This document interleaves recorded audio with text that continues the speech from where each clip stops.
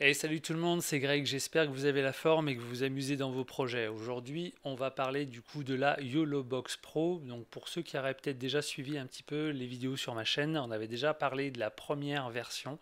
Là, on est sur la version Pro, une version upgradée au niveau de la taille et surtout au niveau des connectiques. Bon, encore une fois, vous connaissez le concept, c'est juste après le générique.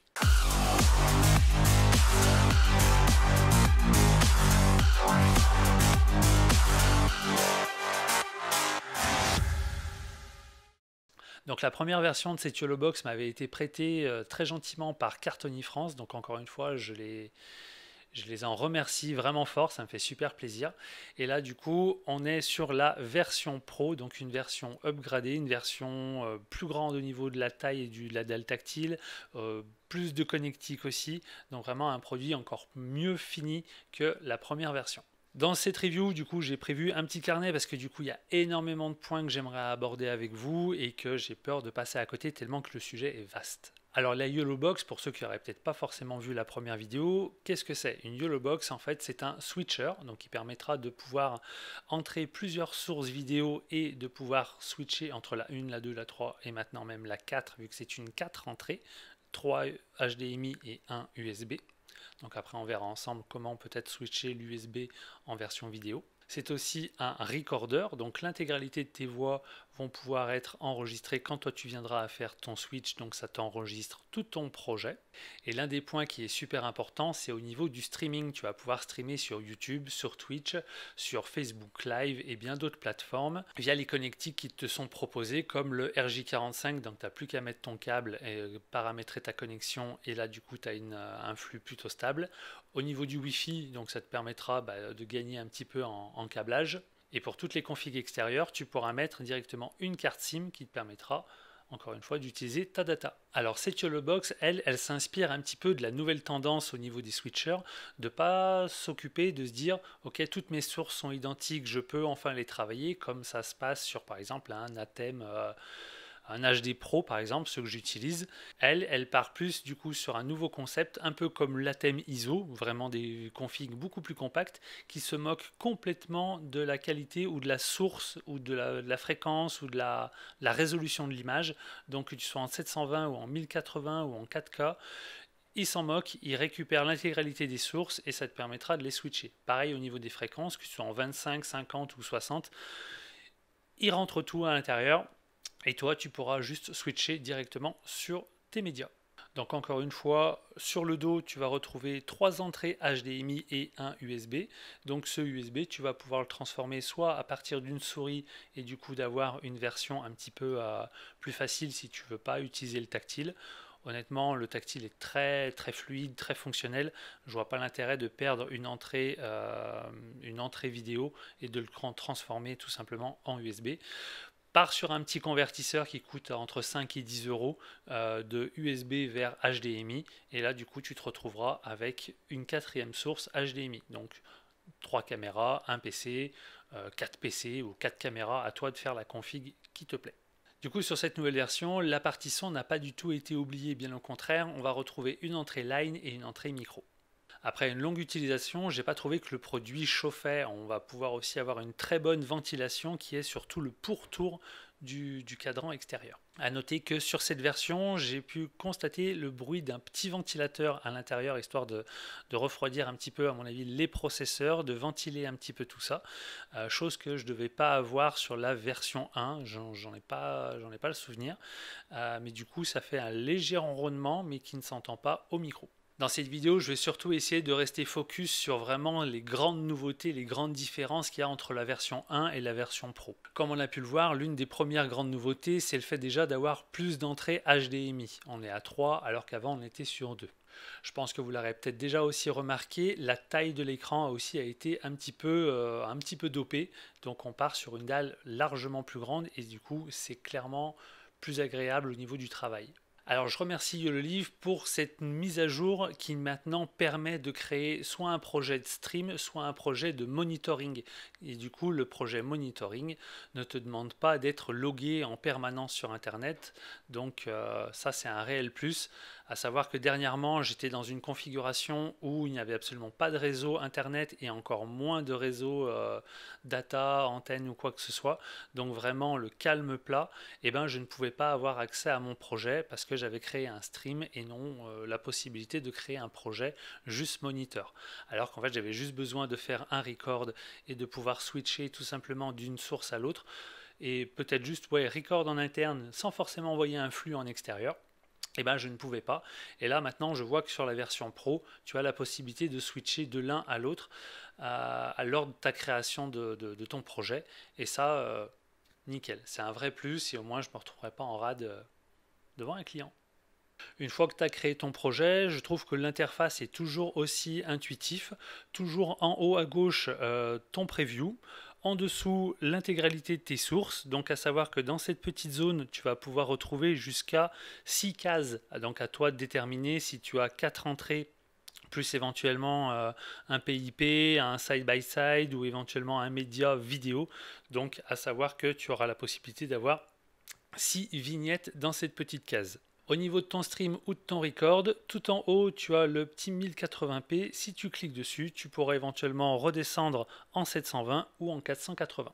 Si tu pars sur un projet au niveau d'un record, reste sur du 1080. Si tu as peur que sur ton stream, tu risques d'avoir des latences ou quoi, tu as un super outil qui est un speed test intégré, donc Network Test, tu cliques dessus et ça va aller checker directement. Donc ça te lance la page de speed test. Donc c'est une page qui te permet de vérifier un petit peu ta connexion. Si tu es en Wi-Fi, il checkera ça. Si tu es en réseau, pareil. Si tu es en données mobiles, même chose, ça te permettra de voir, ok, là je suis dans un coin, je capte pas trop, je vais sécuriser mon live, je vais rester en 720 ou peut-être descendre encore un petit peu. Donc ça c'est un outil qui est déjà intégré à l'intérieur, que tu viens à faire juste avant ton stream, tu testes tes connexions pour t'assurer que tout fonctionne bien. Une fois que c'est fait, tu te retrouves dans ta page de création de projet. Le petit plus, tu choisis directement entre créer un stream ou monitoring. Moi, je vais rester sur monitoring. Nos sources sont connectées et reconnues. Je pourrais lancer mon petit rec en haut de l'écran. Donc, une petite pression. Là, ça nous dira l'espace en gigas de notre carte mémoire et tout un tas de petites infos. Toujours la possibilité de te mettre en grand écran. Après, je suis pas spécialement fan, ça me cache trop les options. Et vu que j'aime bien pouvoir jouer sur tout ce qui est overlay, ça me permet d'avoir une meilleure visibilité. Donc je vais m'attarder un petit peu aussi sur la possibilité de combiner et de créer des nouvelles voix. Donc admettons, tu as créé 3 HDMI, donc 3 caméras. Tu auras la possibilité surtout de créer quelque chose d'un petit peu plus dynamique que juste une caméra. Tu vas pouvoir y rajouter une nouvelle scène, donc comme une nouvelle source, avec un PIP. Donc le PIP, c'est quoi? C'est si tu veux intégrer une vidéo dans ta vidéo. Donc caméra 1 qui se retrouve en grand, caméra 2 qui va se retrouver peut-être en tant que bulle. Et là, encore une fois, j'ai trouvé super sympa de pouvoir changer l'aspect ratio de ta bulle. Donc encore une fois, si tu peux donner un côté un petit peu smartphone, donc vraiment sur quelque chose d'un petit peu paysage ou portrait, à toi de choisir tes formats et d'avoir quelque chose d'un petit peu plus créatif. Une vue aussi qui peut être super intéressante, c'est le split view. Le split view, ça te permettra encore une fois, intervenant 1, intervenant 2, de pouvoir séparer un petit peu, voilà, un petit peu le face-face de deux intervenants. Ça peut être aussi assez intéressant de pouvoir jouer avec ces options-là. Encore une fois, c'est beaucoup plus complet et très intuitif au niveau de la mise en page. Il y a un incontournable qui est le side-by-side, donc encore une fois, intervenant 1, intervenant 2, ou intervenant et éventuellement son média sur lequel il est en train d'exposer, de pouvoir choisir la taille de tes vignettes et de rajouter un background, d'avoir quelque chose d'un peu plus coloré ou à l'image de ton événement. Je fais une petite parenthèse sur la vidéo de la YOLOBOX 1, j'avais testé ça un petit peu dans des configs dits de gaming, avec éventuellement caméra 1 face, caméra 2, là maintenant on sera plus sur la main du clavier, éventuellement la main souris, et éventuellement voilà de pouvoir switcher pour avoir quelque chose un petit peu en temps réel. Donc ça peut aussi avoir un intérêt pour la partie gamer. À savoir que ce sera un outil qui sera peut-être moins complet qu'un OBS en rajoutant autant d'options, d'overlay, d'animation en alpha plus RVB, etc. Là, sur les tests que j'ai pu faire, alpha plus RVB sur les vidéos n'est pas encore pris en charge. Encore une fois, pour les gamers qui souhaitent avoir une interaction avec leur public, monétiser ou avoir des bandeaux avec vraiment des stats plus importantes, pour l'instant, j'ai pas encore trouvé la possibilité. C'est un domaine que je connais pas encore trop, le stream, le gaming, etc. Mais je pense que ce sera peut-être pas forcément le meilleur. Pour commencer, ça peut avoir quelque chose de super intéressant, même de faire tous tes recs en interne et de libérer un petit peu de l'espace graphique, GPU, CPU de ton ordi et de déléguer directement ça à la YOLO. Mais bon, je pense clairement que c'est un produit qui est plus axé sur les professionnels de l'image et qui souhaitent soit avoir une unité portative, soit avoir un complément de régie, soit directement créer une mini régie sur des projets peut-être moins gourmands. Alors attention, quand je dis moins gourmands, c'est pas forcément que les projets sont vraiment des petits projets. Moi, je sais que dernièrement, je l'ai utilisé sur des projets un peu plus lourds et qui me servaient du coup uniquement d'unité de streaming, de commentaires, plus que de mettre toutes mes caméras dessus. Là, on était limité quand même à 4 caméras, à savoir que sur des projets, je sais que sur la thème, je pouvais en mettre jusqu'à 8, plus d'autres ordi, plus etc. Donc vraiment des projets beaucoup plus complets. Et elle fait quand même largement le taf au niveau du stream et de déléguer un petit peu les ordis et d'avoir vraiment une unité qui est autonome à ce niveau-là. Pour moi, c'était quand même un réel plus. Sur cette version Pro, une partie qui me fait super plaisir, je l'avais un petit peu évoqué, critiqué sur la version 1, c'est que quand tu voulais rajouter une vidéo, donc tu stockes sur ta carte mémoire une vidéo, donc un média à lancer, un générique début, fin, ou tout simplement un sujet en vidéo. Ce qui était un petit peu délicat, c'est que tu avais qu'un seul accès. Là, je vois qu'ils ont upgradé le truc, tu vas pouvoir mettre 2 sujets, donc tes 2 vidéos, générique début, générique fin, que te dire, mince, pendant mon stream, je vais être obligé, mon montage, etc., je vais être obligé de supprimer une des vidéos pour réuploader dans cette case mon nouveau média. Donc là, au moins, on s'embête pas. Tu télécharges la 1, tu télécharges la 2, et tu vas pouvoir switcher facilement de l'un à l'autre. J'ai l'impression que sur cette version Pro, elle a été vraiment bien plus optimisée au niveau des options et de la prise en charge, vraiment pour des configs type des conférences, type amphithéâtre avec des PDF et des choses comme ça. Parce que là, je vois que la fonction PDF, qui existait déjà dans la version 1, est beaucoup plus fonctionnelle. Donc toujours la possibilité de l'intégrer en tant que PIP. Donc ton intervenant est sur le côté son PDF directement incrusté. Une des choses aussi que je trouve dingue, c'est que sur chacune des voix, que ce soit vidéo, PDF, médias additionnels, etc., tu vas avoir la possibilité, et ça je trouve ça vraiment top qu'on puisse faire ça sur un outil aussi compact et aussi, j'ai envie de dire, intelligent, c'est d'avoir de l'incrustation par zone de couleur, donc un peu un green screen à partir de vert ou de bleu, et de choisir un petit peu tes tolérances. Donc si toi tu as dans l'idée de faire des projets avec une toile de fond et de la gommer pour faire une incrustation, éventuellement toutes les personnes qui feraient éventuellement du langage des signes et d'avoir ça intégré en bas, ce sera peut-être un petit peu plus propre de l'avoir bien détouré, bien incrusté derrière. Je reviens un petit peu sur la partie PDF, donc j'ai pas eu l'occasion de le tester, mais dans les vidéos de présentation, on peut voir que tu vas retrouver toutes tes slides, donc toi en post-prod, tu vas pouvoir passer d'une page à l'autre, au lieu de scroller avec une souris, peut-être sur un ordi ou quoi, ou peut-être d'appuyer sur un bouton PowerPoint qui passe d'une slide à l'autre. Là, tu pourras repasser facilement en tactile de la page 1 à la page 2, 3, 4 et revenir dans l'autre sens si besoin. Et comme j'ai pu l'évoquer, le fait d'incruster directement ton PDF dans ta vidéo. Là, on va partir sur les petites vignettes qu'on va retrouver en bas à droite. On va s'attaquer aux overlays. Donc sur Photoshop, tu crées ta compo, tu crées tous tes calques, tu exportes ça en PNG pour avoir toutes les zones de transparence, tu mets sur ta carte et tu vas pouvoir uploader directement tes overlays. À savoir qu'à l'intérieur, tu as aussi la possibilité d'utiliser des overlays préexistants avec toute la possibilité de changer la typo, changer la couleur de fond, changer la couleur de texte, changer un petit peu tout plein de paramétrages, donc d'avoir un outil vraiment beaucoup plus complet et c'est moins limitant et c'est vraiment appréciable de voir que l'outil a été vraiment travailler à ce niveau-là. Donc comme je l'ai dit tout à l'heure, on ne pourra pas mettre de médias vidéo avec un alpha plus RVB pour vraiment jouer sur des zones de transparence. Par contre, toutes les zones de transparence seront prises sur la partie des overlays.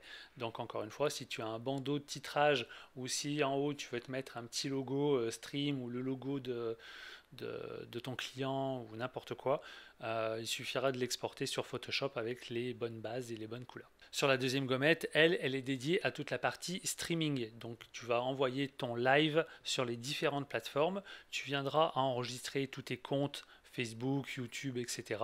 Et après de te mettre en privé, en local, en ce que tu veux, tu pourras sélectionner de streamer sur les pages où tu es administrateur. Petite information au passage, si tu souhaites streamer sur YouTube, va bien voir dans tes paramétrages, il y a une option à décocher et je crois que ça activera ton compte sous 24-48 heures pour que ton compte puisse enfin être utilisé pour streamer. Il faut une sorte de certification.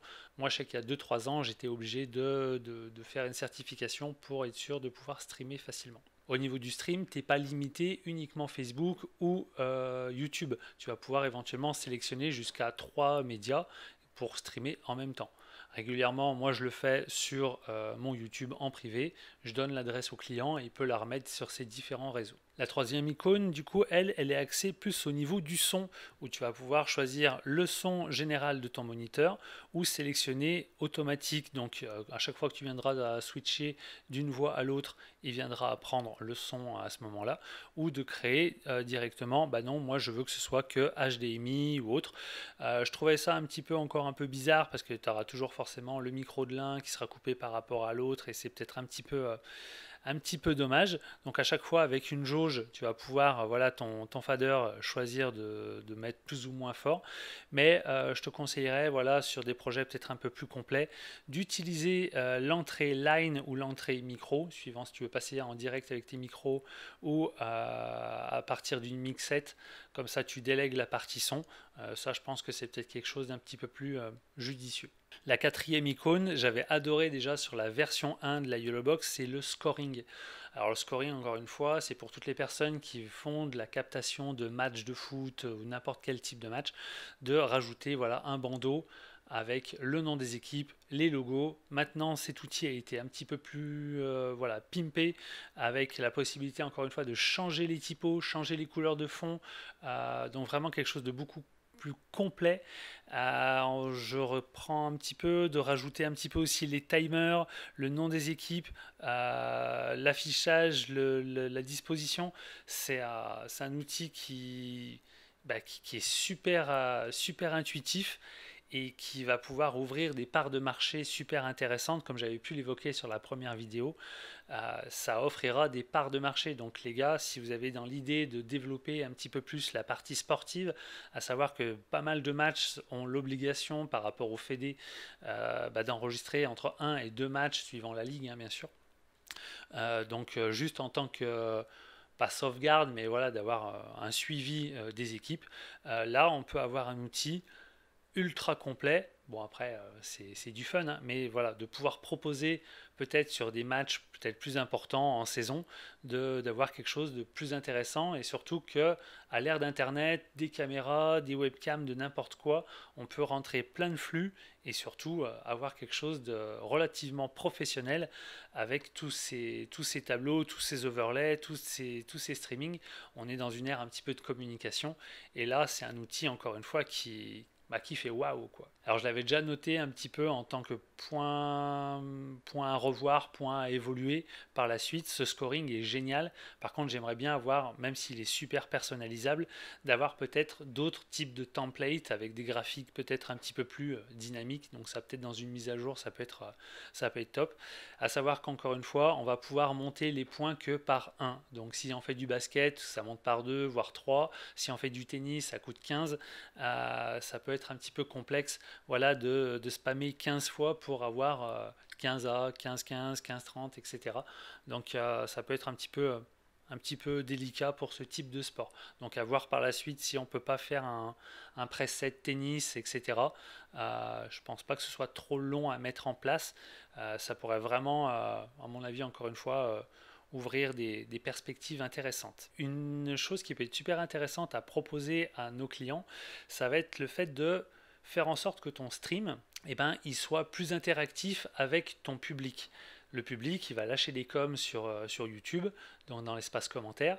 Et ben toi, tu vas avoir accès à ces commentaires et tu auras la possibilité, si tu les trouves pertinents ou si la personne qui est à côté de toi veut gérer ce moment-là, et ben elle va pouvoir décider de les faire afficher directement sur l'écran principal. Donc tu retrouveras le nom de la personne qui a laissé le com et son commentaire. Comme ça, toi, tu vas avoir un peu une sorte de ping-pong entre l'intervenant et les internautes. Et ça, c'est rare qu'on me le demande, mais ça peut être des choses maintenant qui peuvent être super cool à proposer à sa clientèle. Et la dernière gommette, du coup, c'est la petite roue crantée des réglages où on va retrouver nos différents modes de switcher. Donc, comme j'avais dit, un clic ou deux clics. Les fonctions de la carte SD, donc si on veut que la vidéo, encore une fois, est-ce qu'elle elle se lance dès le début? Est-ce qu'on a une boucle qui continue? Est-ce que ça fait une pause quand j'arrête ma vidéo? Je lance mon média, je passe à la caméra 1. Est-ce que mon média s'est arrêté, s'est mis en pause? Comme ça, quand je reviendrai, la lecture continuera. Ou est-ce que du moment que je l'ai lancé une fois, peu importe, bah, il tourne à l'infini? Ou à chaque fois que je recliquerai dessus, est-ce que mon média va se relancer depuis le début? Un petit SD Card Manager, donc qui te permet de voir un petit peu l'intégralité de ta carte, donc de voir un petit peu l'espace disque et des médias qui ont été enregistrés.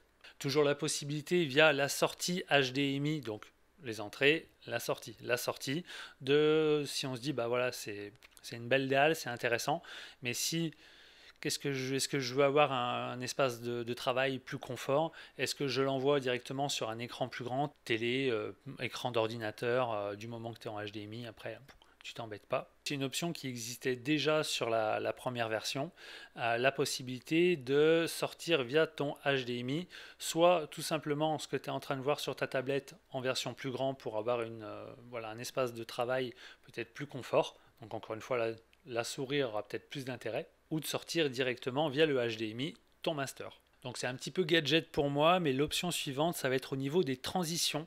Tu auras encore tout un tas de possibilités de transition.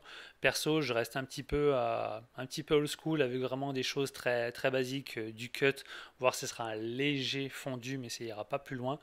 Mais bon, si tu veux la jouer un petit peu créatif, tu auras tout un tas de fonctionnalités, de zoom, de transition cube, flip, etc. Donc moi, je suis moins fan. Ce qui peut être intéressant, je vois que sur les dernières mises à jour, tu as sur la partie de ton cut la possibilité de lui donner aussi une durée. Est-ce que tu veux qu'il ait voilà, un léger fondu, donc ce sera peut-être plus l'option d'en dessous, fade. Donc si tu veux un fondu qui a jusqu'à 3 secondes maximum, ou un fondu beaucoup plus rapide, ou quelque chose de beaucoup plus lissé. Donc là, on va rentrer dans un sujet qui est super intéressant pour moi, c'est au niveau du recording setting. Tu vas pouvoir enfin choisir si tu veux du constant ou du variable au niveau de ton bitrate. Tu vas pouvoir aussi toucher un petit peu ces jauges pour avoir des vidéos beaucoup plus lourdes avec beaucoup moins de compression, et aussi au niveau des FPS. Donc là, par défaut, la jauge à 50, je suis à 25 FPS. Je pourrais monter à 30 ou la descendre à 20 fps. Donc par défaut, laisse-la à 25, et si t'es pas trop sûr, balance tout en 30. Et encore une fois, oublie pas de cliquer sur Done et pas sur la petite virgule pour revenir. Et là du coup, on s'attaque au dernier menu qui est le Recording Limit, qui lui, je trouve, ça peut être super intéressant. Encore une fois, suivant le projet que tu vas rendre, ton client, est-ce que tu vas lui donner une vidéo telle qu'elle, fini montée en un seul bloc, ou est-ce que toi tu veux peut-être beaucoup plus de débit, mais finalement pour éviter de trop solliciter la YOLO, tu vas peut-être scinder ton projet en fragments de 10, 20, 30 ou 60 minutes. Comme ça t'évite, s'il y a un problème, de perdre tout ton rush. Peut-être ça peut être une alternative de scinder ton projet. Après, tu t'en moques, l'idée c'est surtout d'avoir une backup de ton projet. Si tu dois donner au client, fais en continu. Si toi tu veux une backup pour toi avec quand même peut-être plus de débit et être sûr que la YOLO derrière elle puisse encaisser, essaye de le scinder en bloc peut-être de 10-20 et de refaire peut-être un export à la maison en remettant tous tes blocs les uns après les autres. Bon alors c'est YOLOBOX, qu'est-ce que je peux en dire de plus? Honnêtement, c'est un super produit. Il est extrêmement bien fini. Le fait de pouvoir mettre plus de HDMI pour des projets peut-être plus sommaires, plus basiques, bah, on a toujours envie d'en mettre toujours plus et de se limiter, de partir avec des caisses et des caisses de matériel. Là, au moins, on a vraiment quelque chose d'ultra portatif.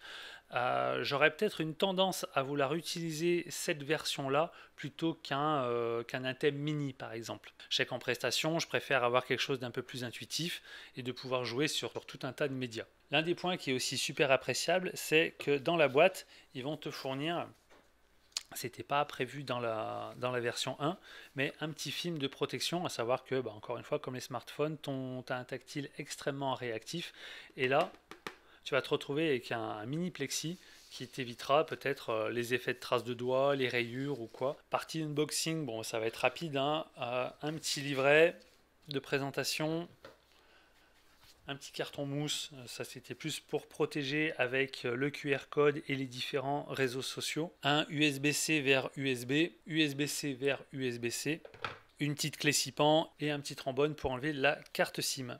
Tiens, j'en profite pour faire une petite parenthèse sur cette nouvelle version de la YOLO. Ils ont enlevé le hot shoe qui était très basique, je crois que j'avais dû l'évoquer sur la première vidéo, et ils sont partis sur quelque chose d'usiné, tout en alu, avec la possibilité de serrer sur le côté et au niveau du pas de vis un quart. On a quelque chose de beaucoup plus complet. Ça fait vraiment plaisir à voir, et ça fait vraiment plus robuste, plus solide, et il a aussi une rotation. Donc on va pouvoir, voilà, encore une fois, l'incliner et lui donner une bonne rotation. Bon, pour ma part, c'est un produit sur lequel je suis vraiment conquis. C'est quelque chose que je ne vais pas laisser dans un coin, dans un carton, juste pour une présentation. C'est quelque chose qui va m'accompagner régulièrement sur des prestations. Je le trouve énormément mieux fini au niveau du logiciel. Je sais que sur la version 1, j'avais la possibilité d'aller dans des menus, mais de ne pas revenir à la base. Donc en fait, il y avait tout un tas de petites choses comme ça que j'ai fait remonter et que je trouvais super frustrant de redémarrer ta tablette pour enfin, ça faisait vraiment, tu rentres dans une pièce, mais quand tu es dedans, il n'y a plus de porte. Donc tu ne pouvais plus ressortir. Donc c'était un petit peu délicat. Que dire de plus? Je pense que la prochaine étape, ça va être de vraiment faire en sorte que ma carte SIM soit fonctionnelle. Elle était très fonctionnelle sur la version 1. Là, je pense que c'est plus au niveau des paramétrages et de mon fournisseur d'accès où je dois vraiment re-rentrer tout plein d'adresses pour que ce soit fonctionnel et que ça prenne bien sur la data de mon téléphone et que ce soit bien reconnu comme ça. Parce que du coup, vu que tu as une carte SIM, je te conseille alors moi, du coup, chez mon fournisseur, pour 5 euros à vie, tu payes 5 euros une fois et tu as un double de ta carte, ce qu'on appelle un peu le multisurf, et ça te permettra de prendre directement la data de ton téléphone. Donc si tu as une tablette, si tu as n'importe quoi, tu n'as qu'un seul forfait, mais tu as deux cartes et tout se pioche sur un seul forfait. Donc ça, honnêtement, pour 5 balles, ça peut te sauver sur plein de prestations, sur plein de choses et surtout diversifier tes produits par rapport à ta clientèle. Cette vidéo sur la YOLO se termine. Je suis encore une fois très content de ce, de ce nouveau jouet. Je vous dis à la prochaine. Faites des lives, enregistrez tout ça, faites du multi parce que c'est vraiment enrichissant et au niveau des projets, encore une fois, c'est vraiment l'éclate. Éclatez-vous, quitte à me répéter, éclatez-vous et on se dit à la prochaine sur des prochains produits. Ciao ciao.